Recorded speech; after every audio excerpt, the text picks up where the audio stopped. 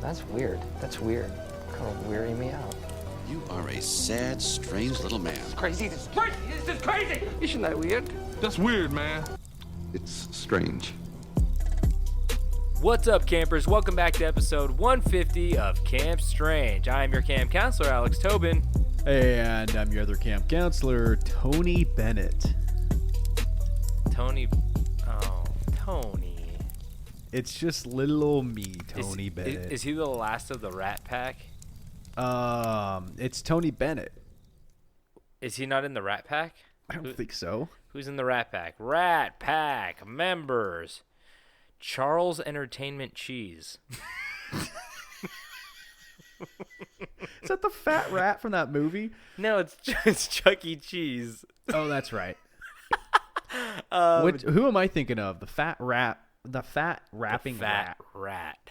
From what? Fat rapping rat. We didn't make it very far in this episode. No. Frank Sinatra, Dean Martin, Sammy Davis Jr., Joey Bishop. I was thinking of Biggie Cheese. And we're back to bring the spooky, wacky, weird, strange, and cheesy. And before we get into these longer stories... Do you know what I'm talking about? Nope. We gotta catch up on the weird news. And David, you gotta Google Biggie Cheese real quick for me. Biggie cheese. Oh, I know this fat fuck. Wait, it says Biggie. You type in Biggie Cheese, and the first thing that pops up is Biggie Cheese death. Yeah. Breaking news: Biggie Cheese killed in drive-by. Where's Biggie Cheese from? I think Barnyard. Oh, yeah, that's a weird animation style that always fucks with my head. I never saw it. No, but you know what the animation style is, right? Yeah. You've seen it. It's like it's not quite Pixar or DreamWorks. It might have been like DreamWorks back in the day. It looks like a low budget Shrek animation kind of. I can't really describe it. It's worse than the bad one. What does that mean? Like DreamWorks is like kind of like the shittier version of Pixar. Yeah, but they like make good movies. It's not the sure. shittier, but yeah, it's like Walmart to Costco to Sam's Club or something like that, you know? Sure. Like they're both good, but like, you know. Yeah, we all know one's better. Yeah.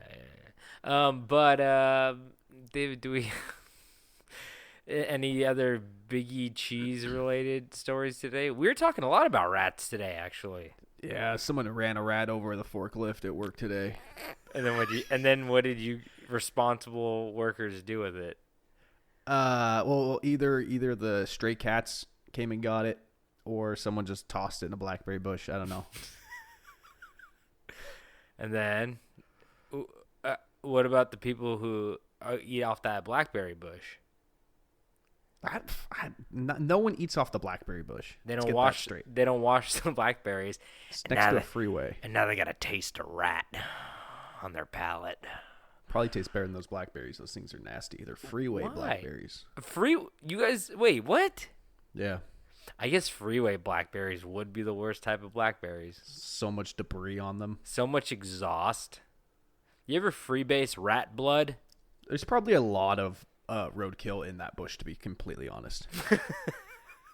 Okay, that's fair. Oh yeah, you got any news? Should I? Yeah. I'll go first because you're gonna love this one, man. Right. You're gonna love the way you feel. I guarantee it. A man dressed as the Joker injured 17 people and set a subway on fire. Oh God, where? New York? No, I think it was in Japan. Oh, okay. Yeah, Tokyo. Over there too, huh? Yeah, so this dude like walked on. He's not wearing Joaquin Phoenix Joker. He's wearing.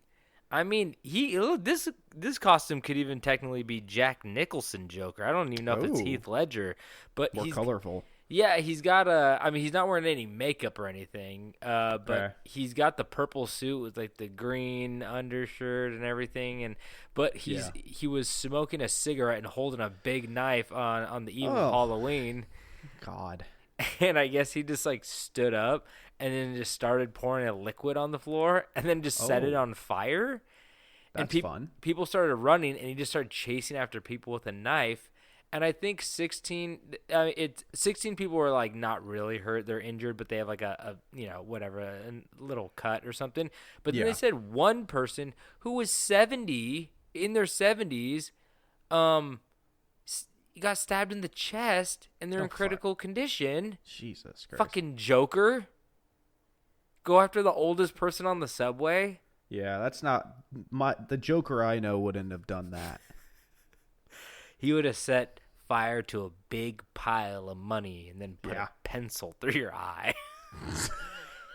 You want to see a magic trick? And he just stabs the man and he goes, what was that? And he's like, I didn't really think this one. That wasn't very...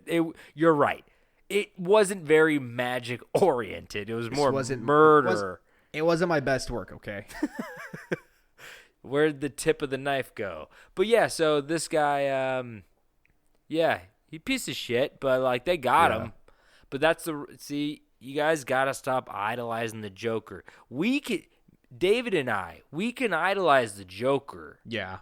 Because we're too dumb to even commit crimes. But you Joker lovers out there, you gotta be careful. Yeah, come on, guys. You can't be just lighting subways up. Maybe a sandwich shop, but yeah. And then just think of the smell of that. And then you're pouring the liquid on the floor, and then you go, "Do you want it toasted?" You throw your fucking lit cigarette on the floor. Do you want it Jimmy's way? And then they're all beating the flames out with the with the 40-inch long baguettes in that little weird fridge they have back there. I misspoke. It was, do you want it Mike's way? What's that? Oh, Jersey Mike's? Yeah, apparently I've never had Jersey Mike's, but apparently they ask you if you want it Mike's way, and from one of my friends' descriptions, they just piss all over your sandwich with oil and vinegar. Do you want it Mike's way? You're like, yeah. He's like... Lights up a cigarette. I regret this, Mike. And Mike's friends, stop making sandwiches. I'm not gonna pay for this. Yeah, I mean, there's a couple sandwich shops I have beef with, or should I say, sliced turkey. God, that was really funny. Top tier. But I just fucking I like a Capriati's. Don't get me wrong. But like they charge like fucking $26 for a sandwich. Yeah. And it's like 40 feet long, and I'm like, dude, I don't want this much sandwich. Like, do I look like a guy that has a family? Yeah. I guess that's a good deal. $26 for a 40-foot long sandwich. But I'm just saying they charge a lot for their sandwiches, and their sandwiches are like they're like small, medium, or large, and you're like, let me see the small, and you're like, that's a large anywhere else. They're doing McDonald's rules. Pre-super size me, and they're getting away with it. Yeah. You know? I mean the Damn movie shame. pre-super size, you know, when they were still supersizing. Yeah. I miss that. I miss good old America. Yeah. Fucking libs. Goddamn liberals have to ruin everything. Took my bigger Mac away. It's too small now. Now I have to eat two, which is actually more unhealthy. I don't than want the big supersize. Mac. I want the bigger Mac. Thank you. Okay. Here's a good story of some real unlucky events. Man eaten by piranhas after jumping into a lake to escape bees. Okay, I did see something along those lines on a news story. It reminds me of that infamous scene from one of my favorite movies. You've seen My Girl? No. You've seen the movie My Girl? No. Macaulay I have not. Culkin is killed by bees. What? Is he? Yes. How old is he in it? 46. No. Has this movie come out? He was I don't know. He was like fucking he was like 12 or something like that. But he there's like a thing where like they get chased by bees earlier in the movie, and then they jump in the water. And I always thought to myself, like, if I was getting chased by bees, that's how you do it. You go underwater, because everybody knows bees can't hold their breath that long. Actually, that's not what you want to do. What do you want to do? You want to try to run through tall grass. What? Yeah. Are you serious? Yep. Tall grass? Because a lot of bees can just sit on water and wait for you. Yeah, but if I just take a little breath and I suck a bee. Nope. You ever sucked a bee? Tall grass. Okay, tall grass. That's fair. What does tall grass do that's different than water? They run into it and shit. They get confused in the tall grass. Yeah, they lose sight of you, and they run into the grass and stuff and knocks them down. Okay, first off, I'm talking like tall grass.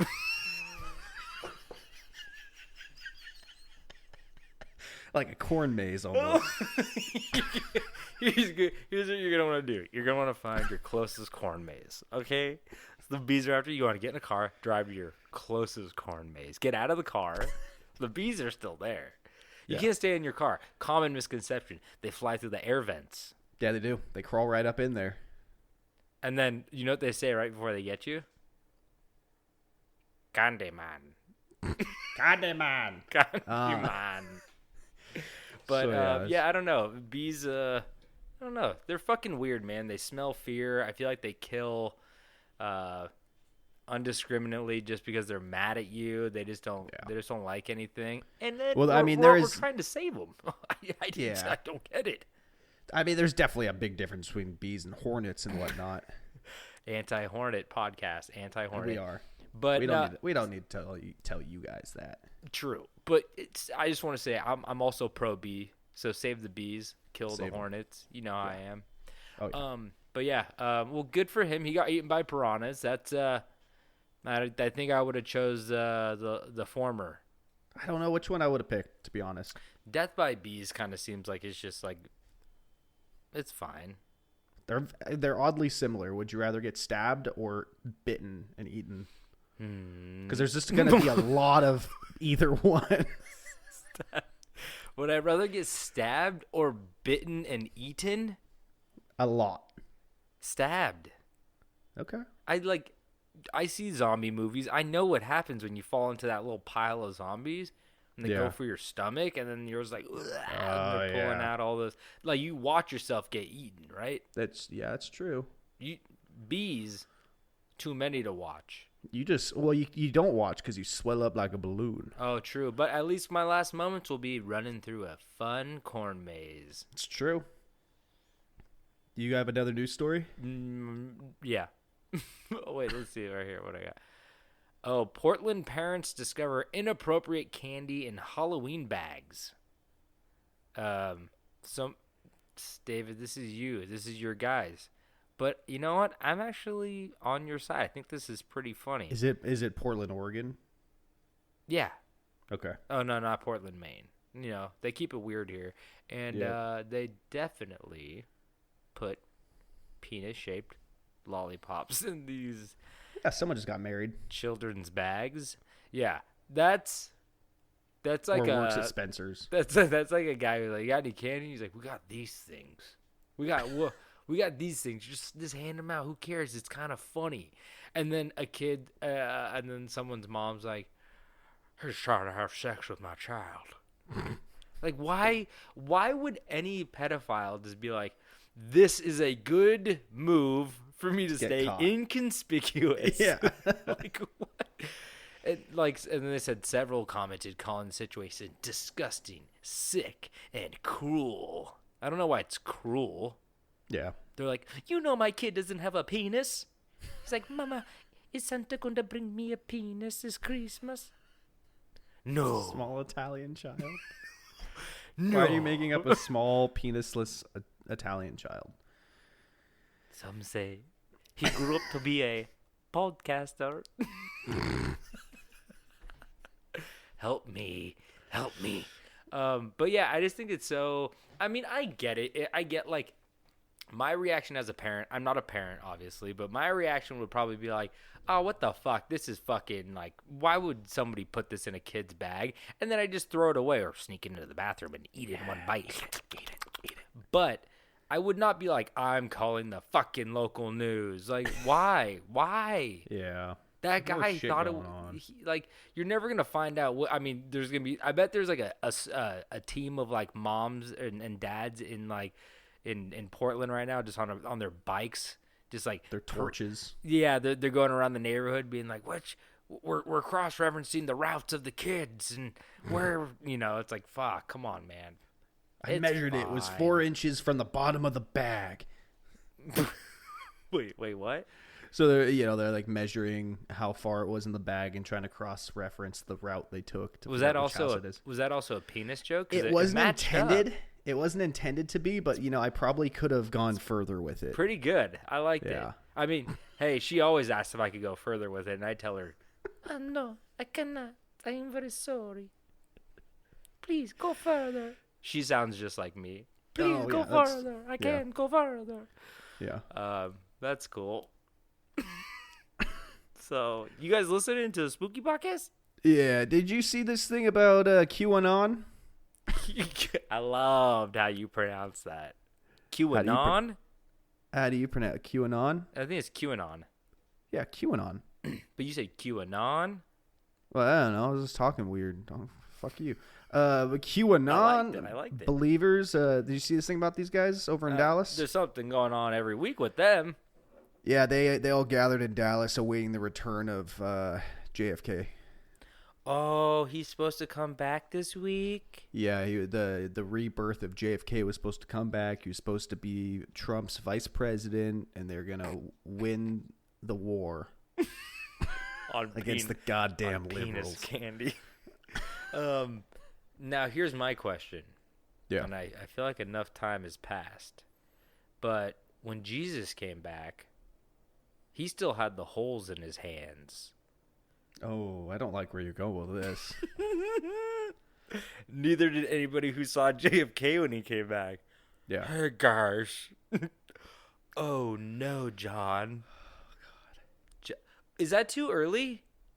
That's too soon, man. I feel like everybody's like, yeah, that was bad. But people are making 9/11 jokes. You can make a JFK joke. Oh, absolutely. Right. It's fine. That's a conspiracy theory we haven't really cracked open. Oh, you know what? It wasn't it was JFK Jr. Oh, he died, who died in a a plane crash. Yeah. Yeah. Which would have been way worse. Probably. He comes back, he's like, kill me again. Kill me. He's like one of those marshmallows you left in the fire too long. Okay, that's too far. That's too far. That's the noise he makes. No. He goes, Junior, Junior, Junior. Let's move on. Do you have another one? Junior, I'm the Junior. You're like, what the fuck is he doing? But that's the thing. He wasn't even a politician. He was like a businessman. Yeah. What is he going to come back and do? Business? Whole landscape has changed, But hey, asshole. you know what? What was Trump before he was president? Whoa. A thief. There you go. A thief and a sex offender. A con artist.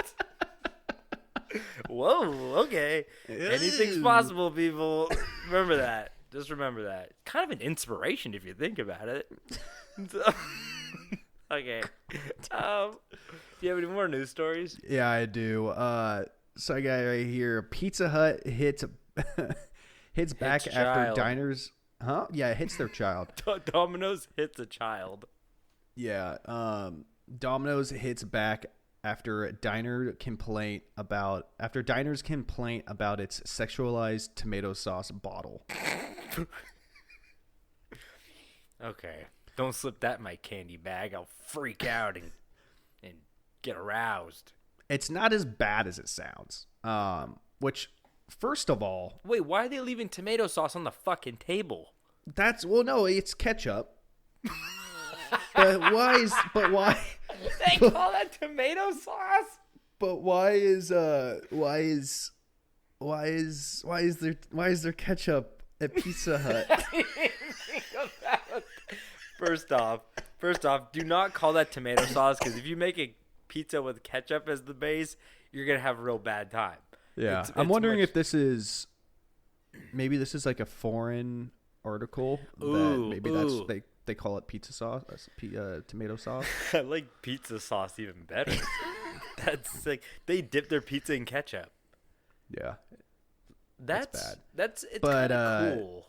But yeah, so the bottle said tomato ketchup, shake, squeeze, and squirt. What?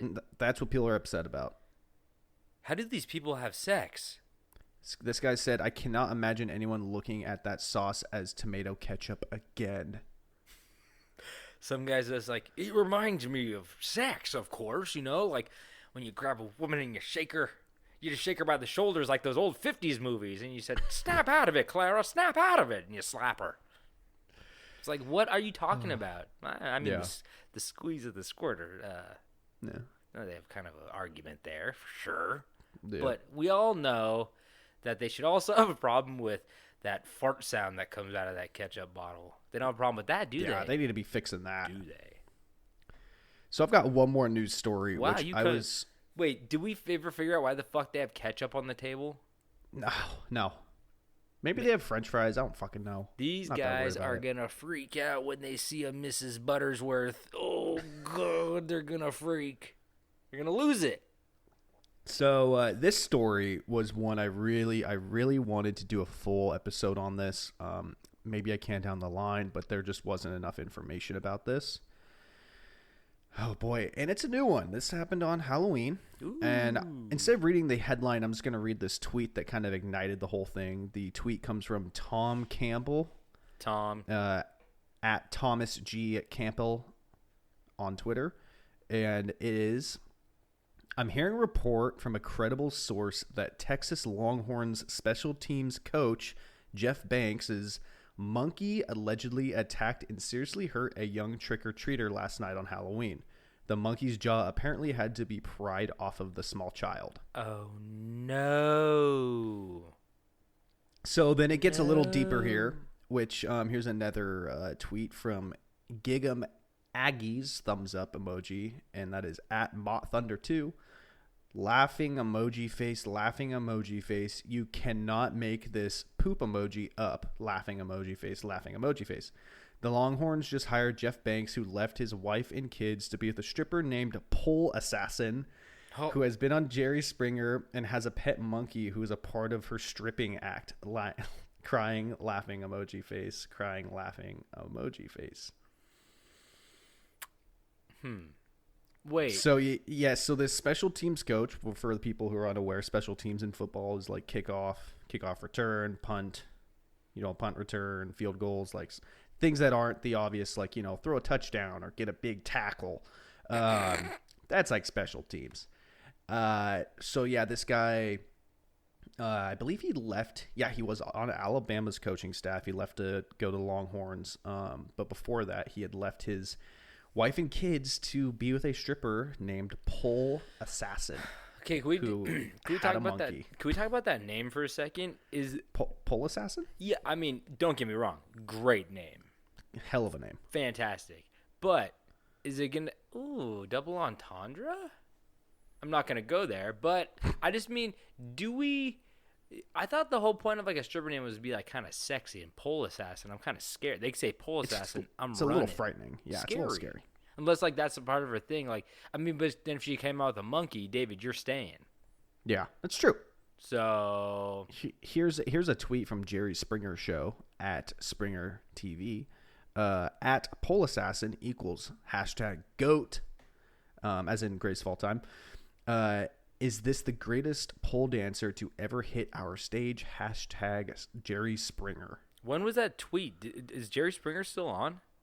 That was 11. So that was November 22nd, 2017. Oh, I didn't even know Jerry Springer went that deep. What? Like Jerry Springer was on in 2017? Dude, Jerry Springer's been on since like 1980. No, not like deep in like I meant like I didn't know it was still going on.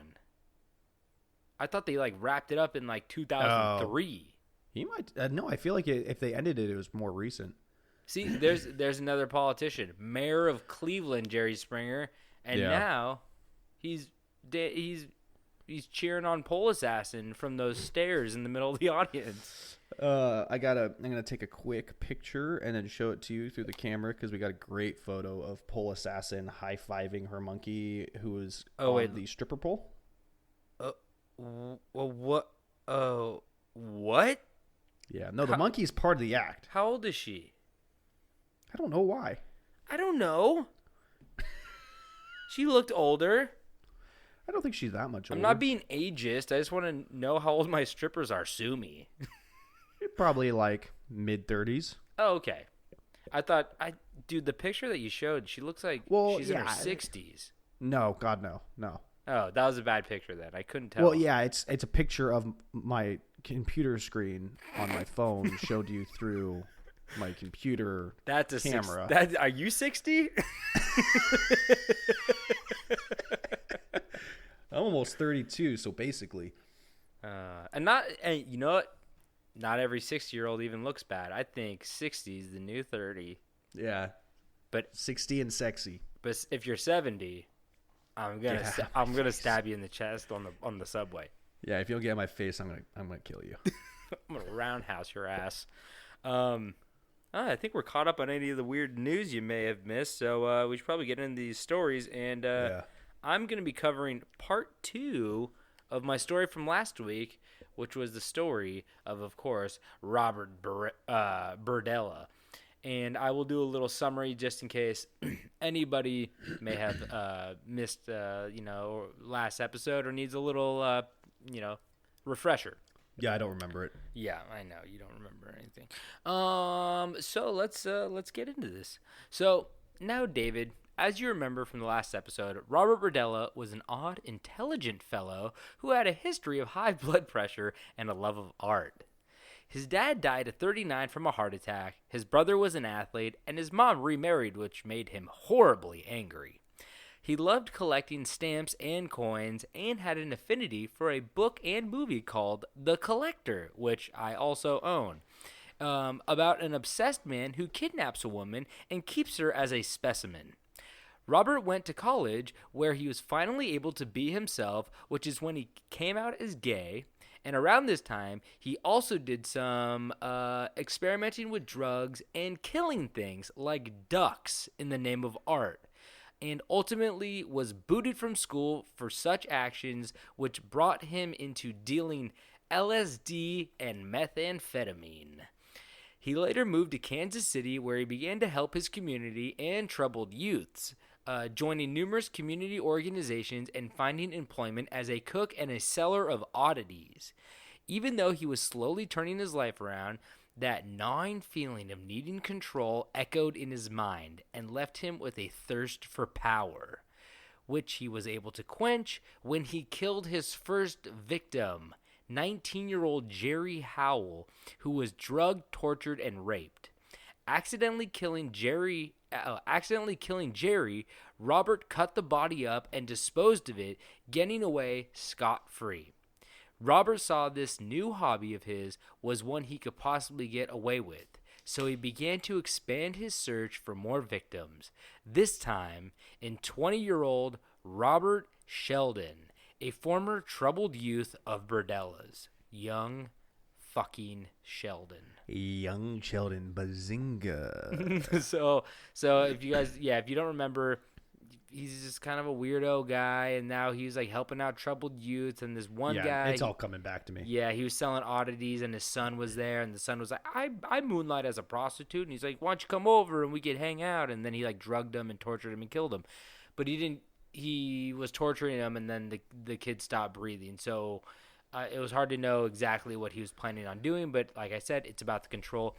And just a little bit of a warning, there is some disturbing things in this episode. I just want to give you a little warning. Like I said, he's like a torture guy.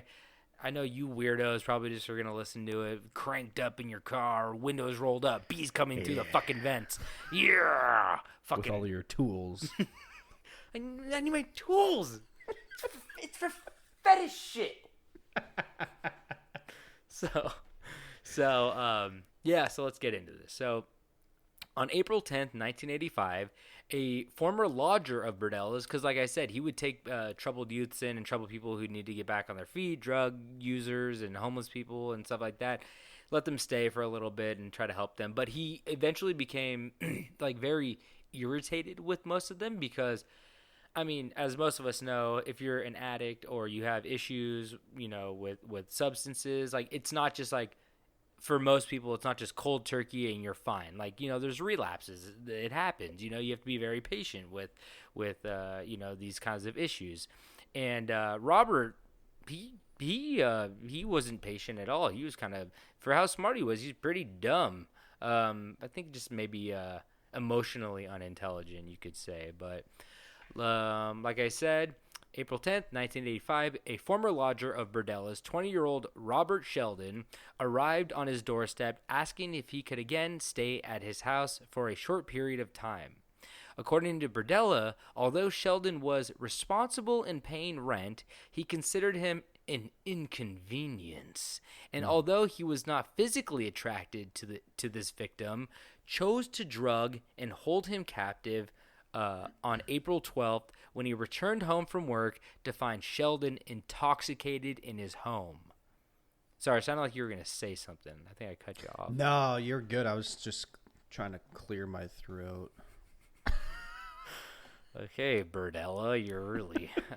Remind me not to drink. I mean, isn't this like the worst nightmare? It's just like... This is You're like vulnerable and Yeah. someone's a total fucking psychopath. They're like, okay, I don't really want to get drunk at the bar because I don't really trust people down there. I'm gonna get drunk at the place I'm staying, and your roommate shows up and goes, "Hey, buddy, you drunk?" He's like, "Yeah," and he's like, "Oh, I have a chainsaw in my bedroom," and you're like, "Oh, that's weird." I've been oiling my chainsaw. Would you like to see?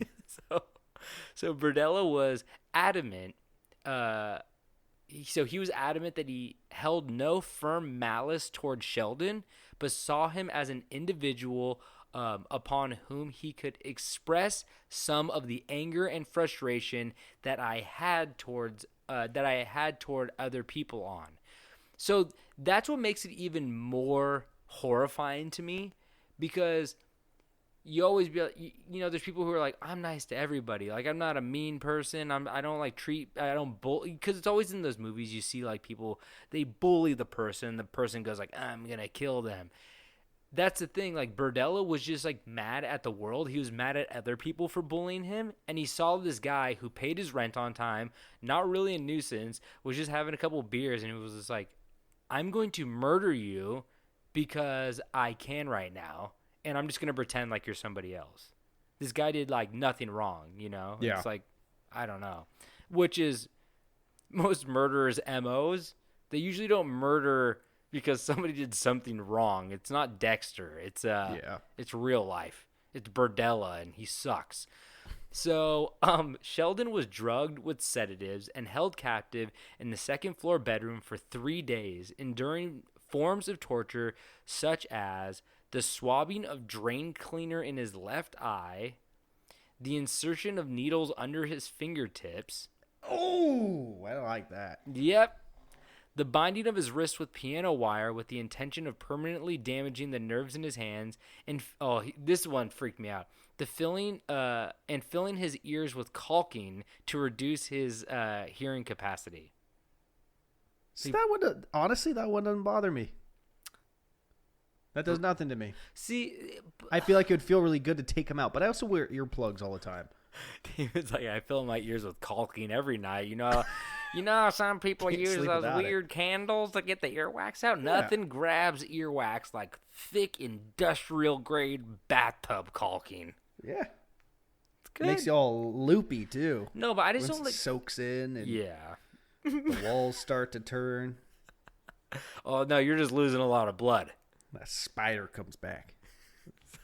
The spider in your mind. His name's Richard. But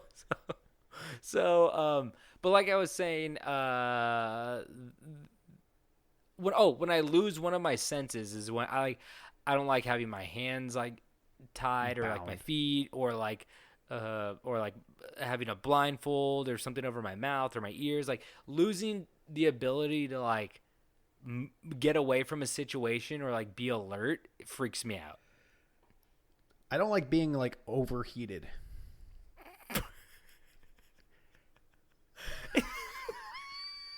I'm like, what's your worst fear? I'm like, being bound and tortured. And David's like 92 degrees is like my worst fear. 92 and up. 92 and up. It's just a fucking nightmare, It's just bad. No, like I don't get claustrophobic, but like if I'm on a hot airplane, like I want to get the fuck out of there.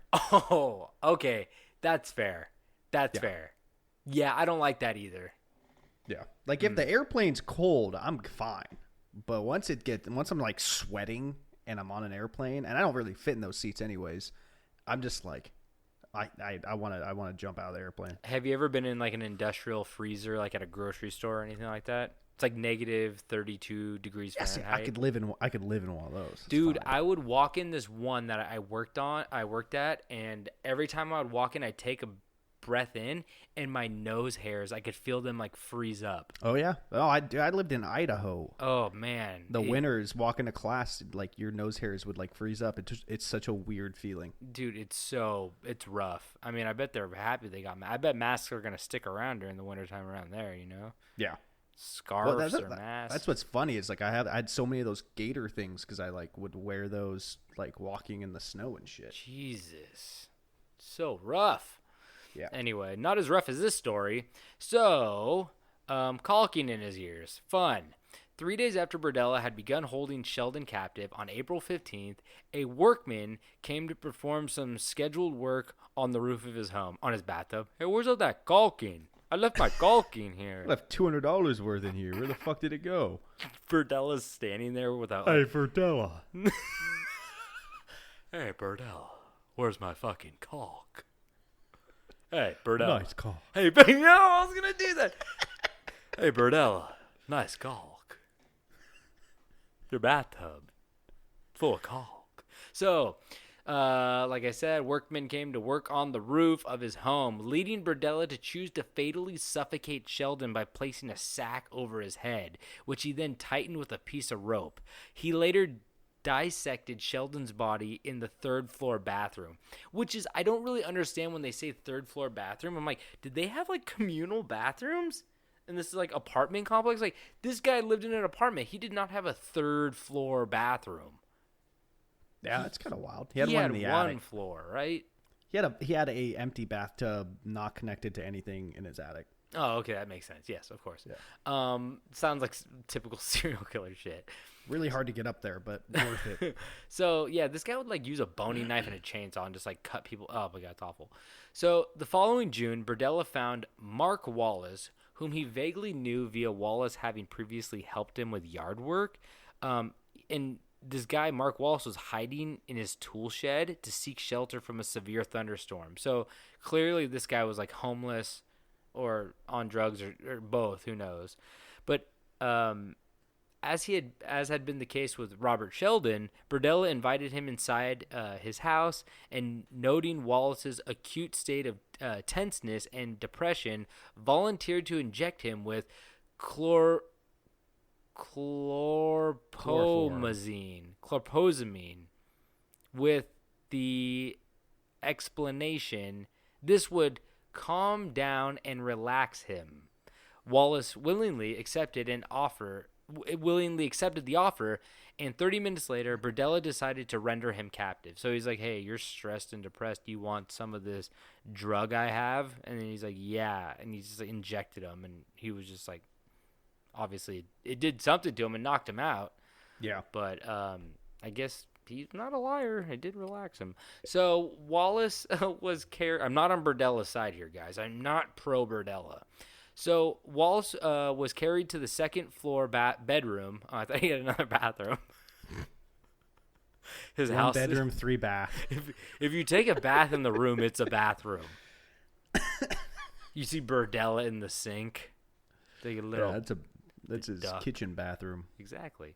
So Wallace was carried to the second floor bedroom, where he endured almost a day of captivity and torture, including the application of alligator clips to his nipples to facilitate electrical shocks to his body at any point at which Wallace began regressing into a state of unconsciousness. Sounds about right. See, my whole thing is if you put alligator clamps on my nips, I think the nips come off. Yeah, but you got big, soft nipples. Yeah. I just think, like, because we're talking about, like, the ones you jump your car with, right? Yeah. I feel like those would just rip a fucking nipple off. Yeah. I mean, they probably weren't doing him any favors. Maybe he was a distance runner and they were real Chafed up. real They're like calloused over. Yeah, like a pair of boots. He got like boot tips. My boy's got boot tips underneath his shirt. Woo! You could rub a tumbleweed on his chest for an hour. Ain't nothing gonna happen. You got boot tips. So, is that what burnt ends are? I like the barbecue joint. I don't know, but they're whatever bird ends are, they're delicious. They're just hard cow nipple. No, Hey, they're man, not. Bird Obviously. ends are fucking delicious. They're very good. So, pro nipple. Free the burnt ends. So, according to Berdella, 1 hour after his experimenting with hypodermic needles by inserting them into various muscles upon his victim's back, Mark Wallace died through a combination of the drugs, the gag, and the lack of oxygen. So, what I think it was, once again, the first guy died in a similar way. He gagged him, and he just was like, oh, he stopped breathing. He died. I think it could have been like an overdose of the drugs or the pain or both. Second guy, bag over his head, suffocated him because the worker was there, and then this guy also just tortured him too much or injected him too much. It's like I don't really get what his end game is here, but like he's not very. I think I would take the bees or the piranhas or both at the same time than any of those. Yeah, because bees and piranhas don't relish in your They don't death. hate you. They're not going to dissect you. They're just going to eat you. Yeah, they're just natural. They're not taking any enjoyment out of this. I'd just be so mad, It's like that little fucker. I don't know how big he was, but he's a little fucker to me. Yeah. And fuck him. So, on September 26, 1985, Berdella answered a phone call from an acquaintance named James Ferris, who asked to stay at Berdella's home for a short time. Don't go there. Berdella accepted with the specific intention of kidnapping Ferris, whom he arranged to meet at a bar that evening. Despite the brutality to which he had subjected his first three victims, Berdella claimed that Ferris was the first victim upon whom he intentionally inflicted torture. See, that's what I'm saying. He was like, "Oh, I didn't want to." He was just like an opportunist. He was like, "Yep, these guys are on my couch drunk. I have to murder them." Yeah. It's like, and then this guy, he was like, "Okay, I want to kill this guy." He also informed investigators that there were occasions during his final three victims' periods of captivity where he ceased making additions to his abuse logs because he assumed the victims would not be able to make it much longer. So like I also said, he had abuse logs. So he would write down. That's always a great idea. Yeah. I mean, if you want to get caught, that's the way to go. He was writing a journal, but that's the thing about serial killers. They have to take trophies. They have to really, like I said, relish in these the moment. Power. Yeah, they want to look back on these mementos, whether it be pictures or logs, and be like, "Oh, yes, I remember that so specifically." They want to It just goes back to the whole power thing. Exactly. It's fucking strange. So Berdella brought Ferris home and drugged him with crushed tranquilizers he had concealed in a meal, then tied him to his bed before torturing him almost constantly for approximately 27 hours. The torture included Repetus. My name's Robert Repetus. Nice to meet you. I hate you. He's like, "I'm going to torture you. I'm going to repeatedly." And the guy's like, "You can't even torture me anymore, nerd. You fucked up, nerd." Yeah, you can't come back from that one, man. Robert just walks down there and he's like, "God damn it. I gotta let you go now." So he tortured 27 hours of constant torture. God damn. How did fucking Birdie even stay awake? I don't know. He's like, that sounds like torture for everybody involved. He's like, your next torture is you're going to start falling asleep. And right when you're about to fall asleep, I'm going to make it seem like you're falling off a curb and you're going to jolt awake because that's torture. Dude, I hate those fucking dreams. It's real bad. Crush my burn. I feel like I've said 100 times what my jump dream is. What? I'm just climbing a never-ending ladder.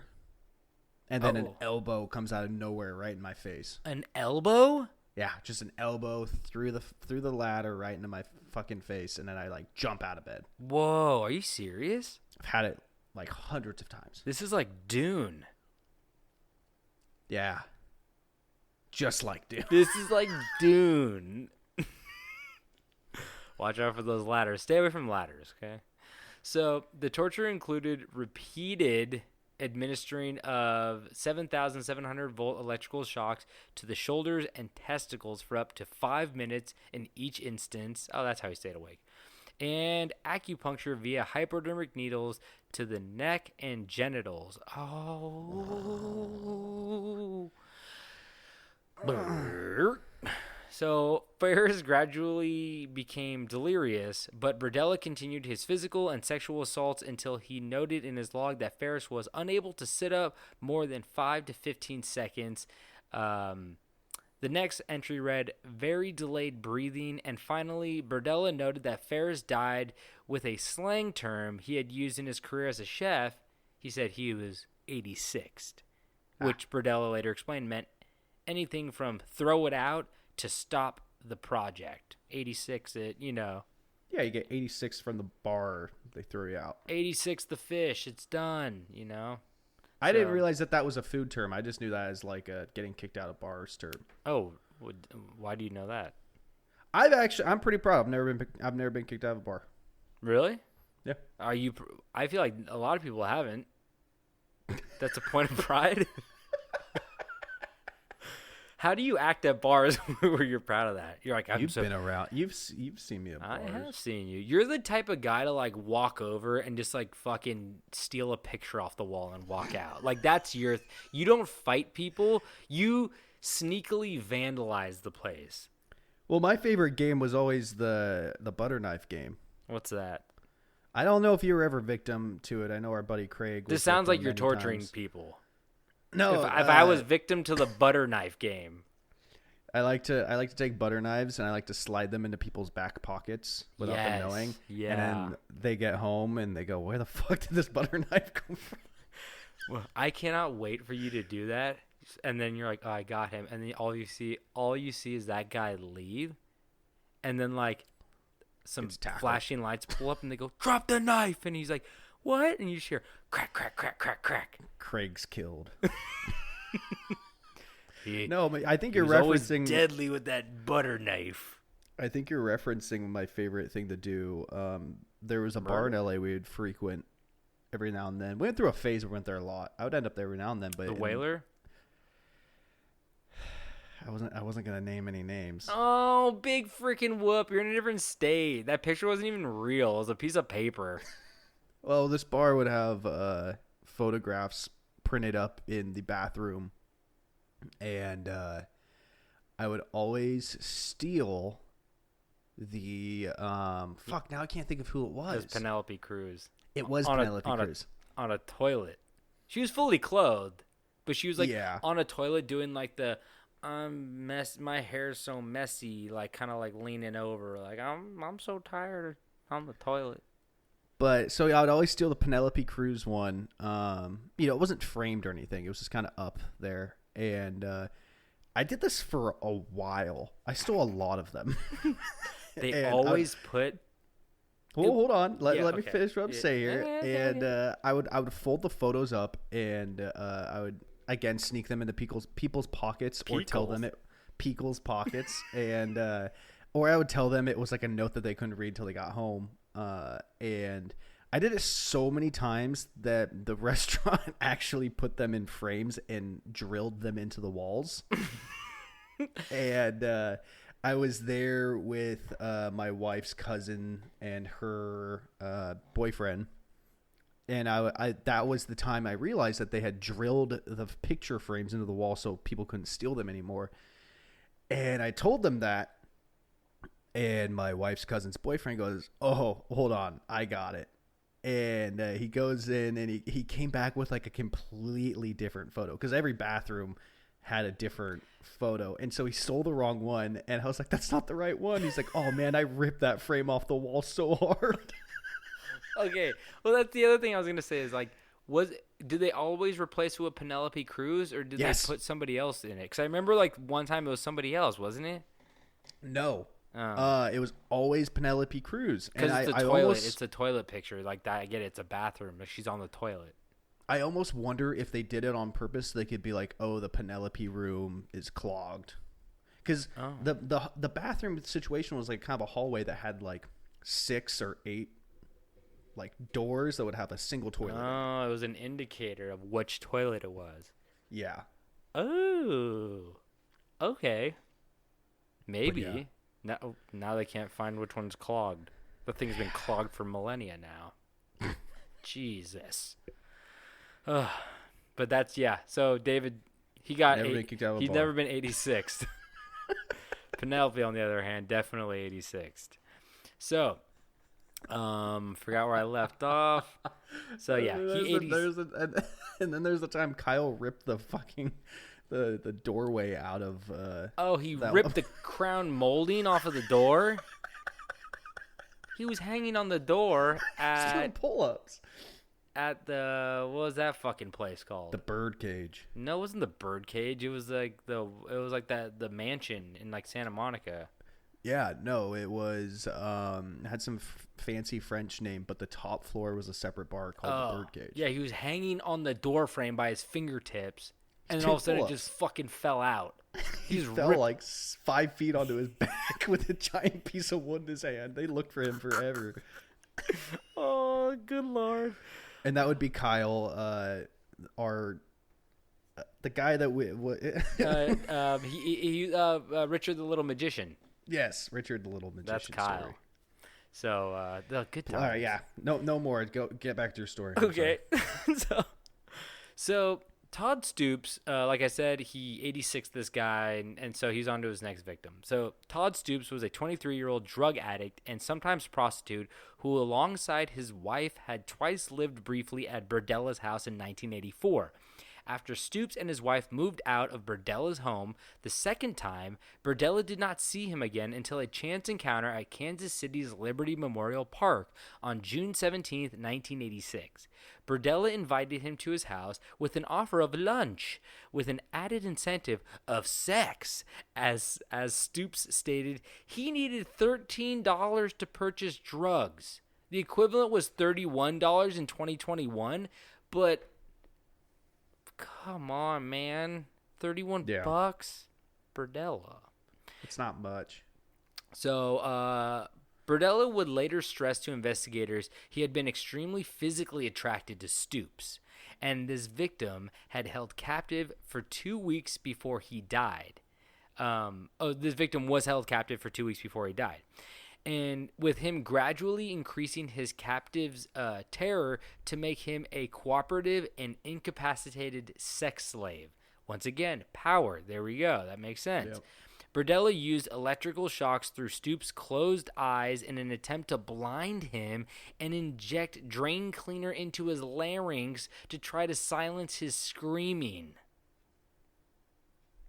That's some like Dahmer shit where you're like, I'm trying to form a sex slave. I'm It's trying. like Nazi scientist shit where they're like, well, let's see what happens if I do Oh this. yeah, exactly. Yeah, this guy's like playing like fucking science lab with fucking whatever he finds underneath his kitchen sink. Yeah. And I don't know, man. It's fucked up. Here I am yawning. Oh, this murder and torture just makes me so Bores sleepy. you. It makes me so sleepy. So during the second week of his capture, Stoops asked Berdella for a soft drink and sandwich. When Berdella refused, Stoops burst into tears. Oh, poor Stoops. On July 27th, Okay. This is the part where warning. It's kind of It gets weird. worse, huh? It's not like oh my god, it's just kind of gross and weird, and I don't know how this works, but warning. On June 27th, he ruptured Stoops' anal wall with his fist, Fuck. causing bleeding and discharge. You still want that sandwich? God, that like it's so like what the fuck, man? Just seeing. I guess he's curious to see what will happen, huh? Yeah, I guess so. Fun guy, Berdella. Towards the end of Stoops' captivity, he tried to feed his captive ice cream and soup, although Stoops wasn't able to keep anything down. Maybe because you mixed them together, you rat bastard. I got I got cookies and minestrone. I got Mexican wedding soup. Oh, wait, that's a Mexican wedding cake. Do they have Mexican wedding soup? I don't know. Hey, someone's got to make it. So, anyway, I'm going to stop with my soup and ice cream jokes. They're fucking bombing right now. I'm going to talk a lot about soup in mine, so just keep going. Okay, so Stoops didn't want the soups. So he wasn't able to keep any. That one landed. So by the final day of his captivity, Stoops was so weak, Berdella later stated he had been unable to breathe in a sitting position. And like I said, we make jokes about this, but this is fucked up and sad, and Berdella's a piece of shit, rotten hell, I don't really care. But we make light of this because it's so horrible. You know, you can't read "It ruptured my anal wall with your fist" and not be like, not make a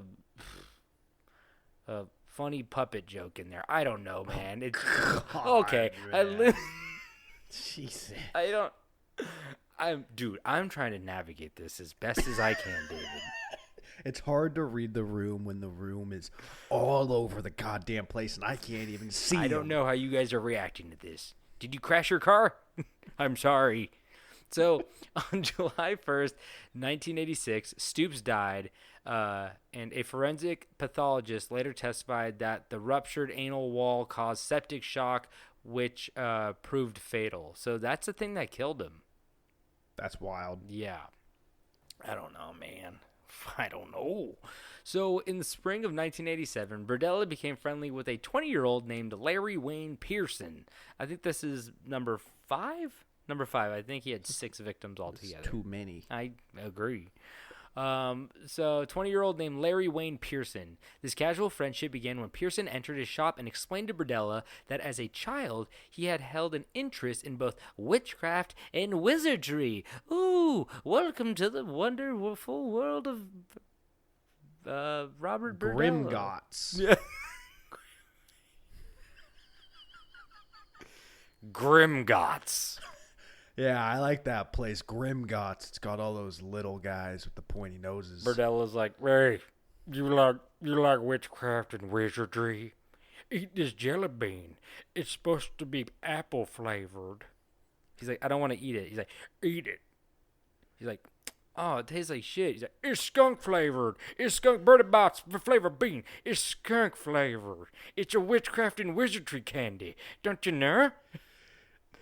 He loves Birdie Bots. You love that jumping chocolate frog. Dude, I wanted to eat 47 of those motherfuckers. But I wanted them to jump into my mouth. I didn't want to swallow eat them whole so they can jump around your belly. I didn't want to eat a normal chocolate frog. I didn't even want to eat a normal frog. I want to eat a normal chocolate jumping frog. Against frog legs. So, yeah, this guy's like, I like witchcraft and wizardry, which meant something very different in 87, just so you know. That's true. That's where you take cats into the woods and slam them against a tree till they stop speaking English to you. Think about it. What was the idea of witchcraft and wizardry before Harry Potter? I think it was just like its own religion. It was kind of. I mean, there's like D&D. D&D's been around for a long time. Oh, Lord of the okay. Rings. I'm just saying, like, how was like the general like? I feel like that before that it wasn't like a huge thing. Well, there was Satanic Panic, but that wasn't until like the 90s, I believe. I don't know, early 90s, possibly maybe late 80s, so maybe around this time. But like Satanic Panic could technically be like witchcraft, wizardry. That was more Satanism. But before.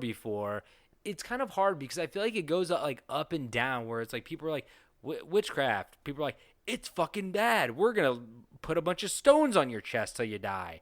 And then people were like, witchcraft and wizardry a little bit later. And people were like, that's fine. It's like a religion. You're like, Sabrina, she got a talking yeah, cat. He's so sassy. You smell like patchouli and you like fucking hang like animal skulls from like wind chimes and shit like that. Like, you're fine. Yeah. And then like Harry Potter came out and people were like, it's too popular. You're tainting my kid. You made my kid gay. You. That one. The groundskeeper with the cat. That guy made my kid gay. He's a wizard. He made him Finch? gay. Yeah, Is that his name? I think. Yeah, that guy's awful. He smells like fucking like a cold can of Steel Reserve. Hey, Steel Reserve is better than it used to be. If I have to hear you defend Steel Reserve one more time, I'm gonna blow my brains out. It's the best hobo beer on the market. It probably is, but geez. So shortly thereafter, like I said, into witchcraft wizardry. Shortly thereafter, Pearson temporarily lodged with Berdella and willingly performed chores around his home as a means of paying rent. Good roommate. Get yourself a nice nerd roommate. They're great. I have one right now. Her name's Katie. According to Berdella, he did not initially intend to capture this individual, but formed the plan to do so on June 23rd when, having bailed Pearson out of jail, the young man began jokingly referring to his practice of robbing gay men in Wichita. I don't know what that means. Robbing gay men in Wichita? It's a place in... No. Shit, where is Wichita? Is that like... Kansas. Iowa? Kansas. Close enough. So, no, but like that's what... It's weird because obviously Pearson went to jail for... so I don't think Pearson was gay. So okay. I think he was like living there, maybe didn't know Berdella was gay. And what happened was Pearson went to jail probably for like robbing people. And when Berdella bailed him out of jail, he said he was joking around and being like, I'm robbing gay men in Wichita. And he's like, oh, fuck, you're like attacking my people. I'm going to kill you. That kind of thing. Okay. He didn't like how he was referring to. He's like, oh, I'm robbing a bunch of gay men in Wichita. And he's like, oh, like you think it's like funny? Like, okay, fuck you. Watch this. So but he was a good roommate. He cleaned. So that evening, Berdella ensured Pearson became intoxicated before injecting him with that same thing, chlorpromazine. Why can't I say that right? Chlorpromazine. And moving him down into his basement. Just moving him all around the place, you know? Yeah. Second bedroom. Really mix them up. Third bathroom, basement, billiards room. Yeah. You got a room where you just scream into a pillow. So it's all pillows. It's all pillows. It's always been pillows. Moving down to the basement where he bound Pearson's hands above his head, then linked the rope he had used for this purpose to a brick column before injecting Pearson's larynx with drain cleaner again. Trying that out. He then brought an electric transformer to the basement. He's kind of like I want to electrocute you and then like inject you with stuff. That seems like his MO. Yeah. Needles and electricity. According to Berdella, Pearson was by far the most cooperative of his 6 murder victims. On the 5th day of his captivity, having by this stage endured torture such as the repeated administration of electrical shocks with the transformers and then breaking of several hand bones with an iron rod to render him submissive, Berdella deduced Pearson had earned his trust as to his continued cooperation in his sexual and physical abuse. So Pearson was kind of going along with it, obviously trying to get his trust so he can like maybe do something. You know, it doesn't, okay. If you fight him, you're completely, helpless. So he's like, I'll go along with this. And as a form of reward, Pearson was moved to the 2nd floor, moving on up,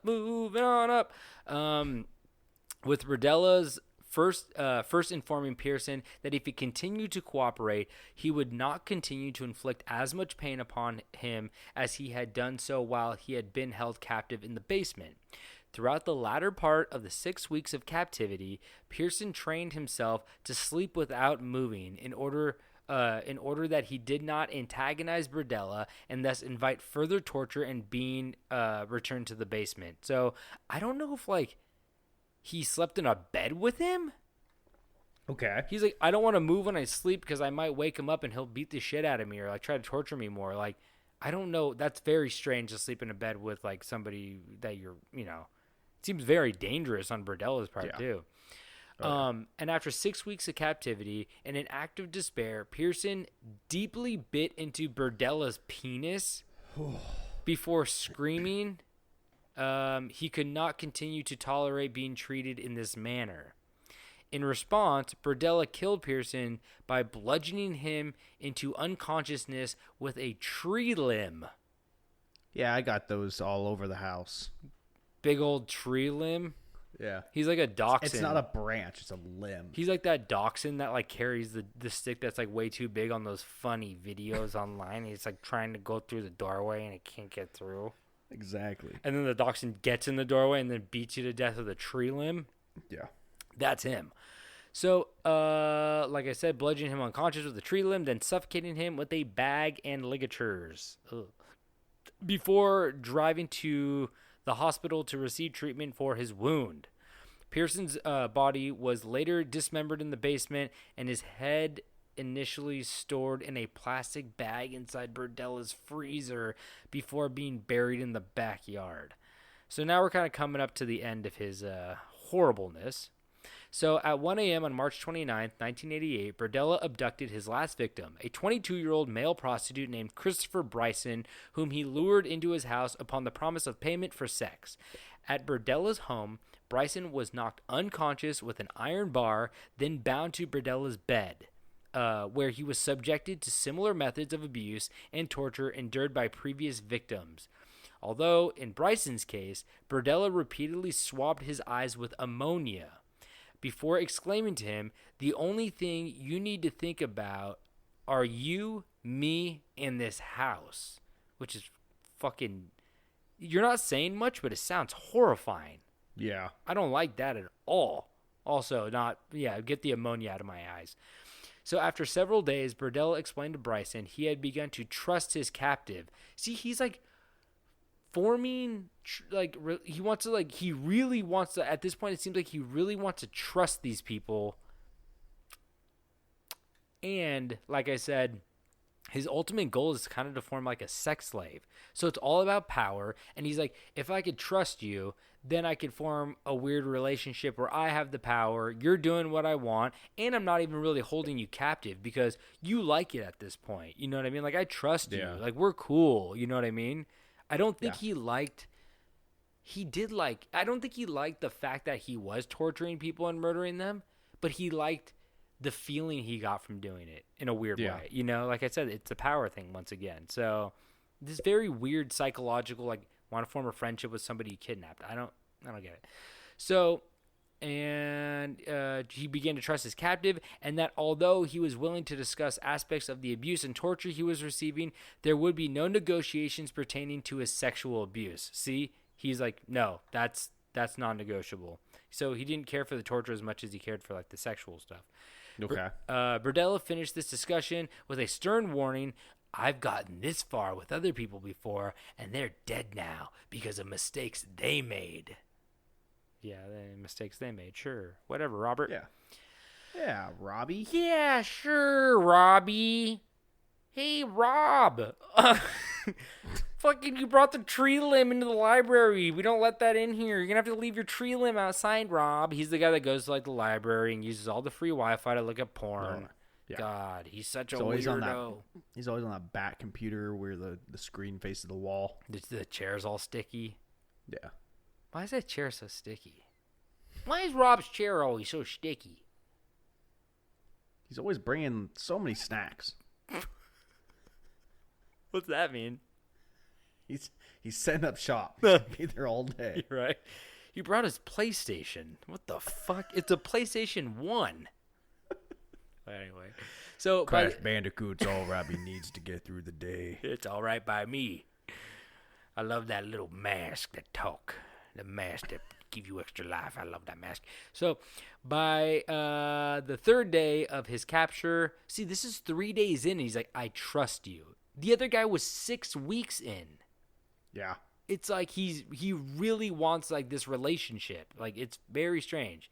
And it's becoming shorter and shorter. Like, he's getting more and more impatient. So by the third day of his capture, Bryson had earned sufficient trust from Berdella to persuade him to establish a daily regimen of tying his hands in front of him after his sexual abuse rather than above his head, and to the bed upon the excuse that Berdella's doing so was restricting the circulation to his arms. He had also persuaded Berdella to leave a television on within the room with a remote control placed between his legs whenever Berdella was out of the room. So basically he was like, don't tie my hands above me. Don't like link them to the bed. I'm losing circulation. Can you just tie them in front of me and I'll just watch TV and leave the remote here while you're out? And he's like, yeah, that'll work. Like, you're obviously cool with all the sexual abuse. I won't torture you, but I'm still going to like sexually abuse you. And he's like, yeah, I don't have a problem with that. Obviously lying. And however, he would later state to investigators that he had thought almost constantly about escaping, but you can't just like pull the trigger. You got to wait for the opportune time. Yeah. And the following day, he managed to break free of his restraints by burning through them using a book of matches Berdella had inadvertently left in the room and within his reach when he had left the house to go to his place of work. So he just left a book of matches there. You get sloppy. That's exactly what happens. Yeah. So Bryson then managed to escape from the house by jumping from a second-floor window wearing nothing besides a dog collar around his neck, breaking a bone in his foot in the process.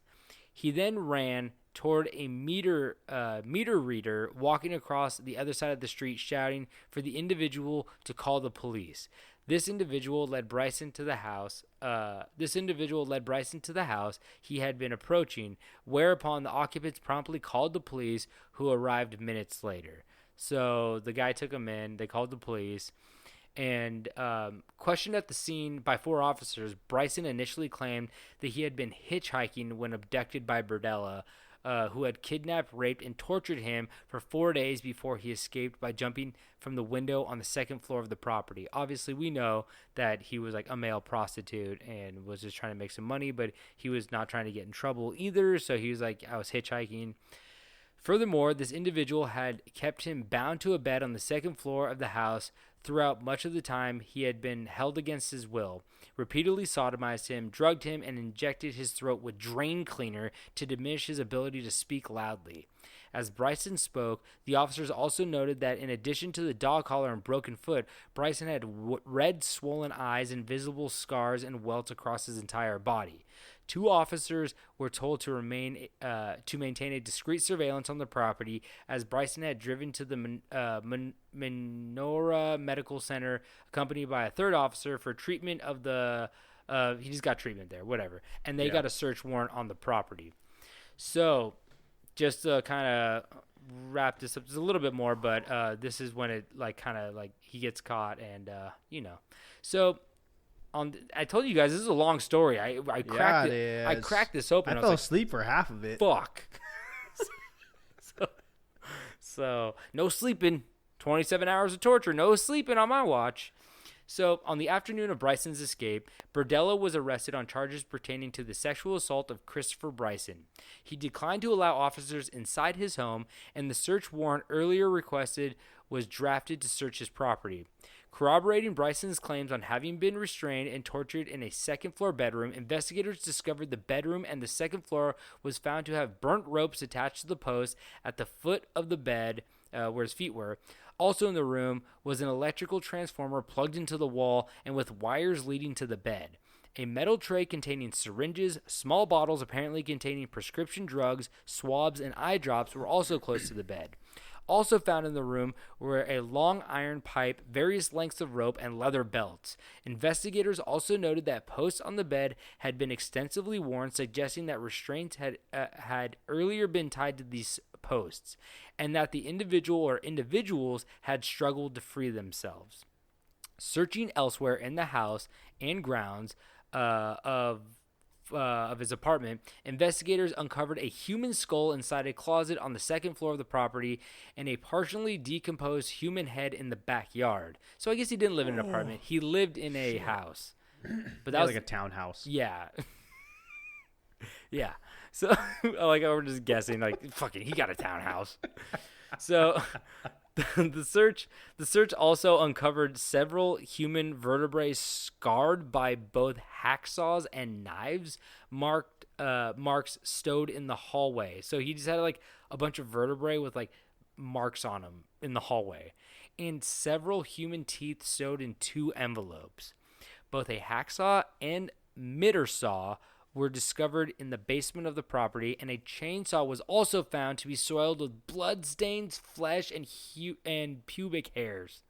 Oh. Luminol tests revealed that the floor of Berdella's basement and 2 plastic trash barrels were extensively bloodstained. Ugh. Gotta clean your tools. Yeah, I mean, well, luminoid test. That's the thing where I feel like they is it the black light? Oh, probably. Yeah, it makes sense. So, 334 Polaroid pictures and 34 snapshot prints of various male individuals were also found stored in various locations within Berdella's home. These pictures showed Christopher Bryson and several other men both in life and in death, and many of the images had been taken as the subjects had been tortured. The search also uncovered numerous restraints and sexual devices, pornographic literature, hypodermic needles, and a book of narcotics. A chest of drawers in one bedroom. Officers discovered stenographer pads containing the detailed torture logs he had maintained for each victim.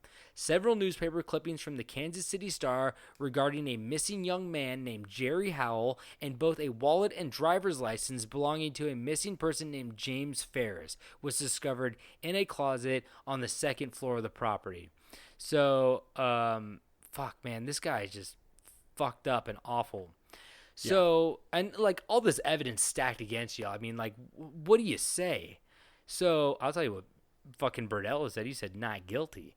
Because apparently Berdella had always been a person of interest for the disappearance of some of these men, including Jerry Howell and James Ferris, because the gay community suspected him of committing the crimes due to his reputation of preying on transient young men. So they fucking knew. They're like, dude, this guy's like awful. But like, obviously, like the gay community was like also like ostracized kind of at that point too, where like, they can't just go to the cops and be like, hey, we have information. They're going to be like, oh, that's not our problem. You know what I mean? It's like, yeah, they're not going to like really take that serious, I feel like. So although Berdella was questioned and surveilled, unfortunately, the police were unable to find any hard evidence linking him to the crimes. Right after these people went missing, they like fucking staked out his house and like interviewed him, and they're like, nothing. And like he killed like 3-4 more people. Yeah. Fucking awful. So, like I said earlier too, Berdella took a lot of pictures with this Polaroid camera, and these pictures were used to identify the victims in both life and death by their loved ones. Jerry Howell's dad had to see a picture of his son hanging upside down in a basement to identify him. Oh. Yeah. He must have seen that a lot. Dude, like when they would play Batman. Yeah, that's my son. He loves Batman. He's like, is this your son? He's like, that's Batman. Wait. They hand him a normal photo. He like turns it around so it's upside down. Yeah, that's him. He's like, that's my son, just 1 inch taller. Because when your spine is not compressed. So, so oddly enough, though, no images of Berdella's face appeared in any of the photos, but there were images of his naked body in some. Listen to this shit. Because of this, Berdella was ordered by the police to pose nude for a series of photographs in order that portions of his body could be photographed in the precise angles depicted within these images for comparison for the original Polaroid images. They did that shit to Michael Jackson. What? Yeah. Because there's like penises with like children pictures? Yeah. Was it him? Yeah. Wait, was it? Yeah. Ooh. You know what? Maybe I'll do it. Maybe I'll do some more research before I start saying this stuff. Cause it's been a few years, but I feel like at one point I did look into it, and it was like, I mean, pretty convincing that he did some pretty gnarly shit. well, where the fuck did they find the pictures? On his property? Yeah. Well, that's like enough right there, right? Yeah. But that's the thing. When you're like Michael Jackson, you have so much money. Like, I know people He's are in like, Cuba now. I know people are like, Michael Jackson didn't do anything wrong, or like he's not accused. He just like lost his childhood. I'm like, I agree that he has like a lot of psychological problems, but like I watched that documentary, and regardless of like anything those like victims said or what they like went through, the fact that every single year he had like a new 12-year-old on his arm is like so fucking strange. Yeah. And the people who go like Epstein, he had an island and he did this, are the same people who go Michael Jackson's innocent. I'm like, you just love his music. I get it. I really do. But one of like, the greatest musicians of all time. There's no arguing that. Well, That doesn't mean OJ he wasn't greatest musician of all time. greatest musician of all time. Greatest musician. No, that dude won the Heisman. It's like, No, hell of a football player. and then fucking murder, like people with talent. Chris Brown, piece of shit. That boy can dance, but man, did he beat the shit out of Rihanna like fucking asshole, dude. Yeah. How's he not canceled for that? I don't get it. Yeah. Anyway, Yeah. so Berdella was arrested and held on $500,000 bail, which is equivalent to just over $1 million as of 2021, taking all of the evidence, the torture tools and written logs, the pictures, and most importantly, the remains. The police were able to get positive identification of the victims through releasing pictures to the media for the public's help in identifying the victims, and using dental records for the teeth and skulls found on the property. Berdella would be formally charged with the murder by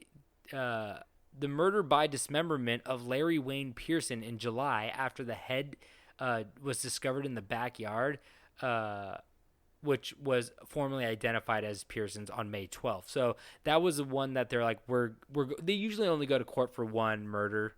Like sometimes it's like two, but most of the time they're just like, we're just going to go for this one. We know he has 5 more. Yeah, exactly.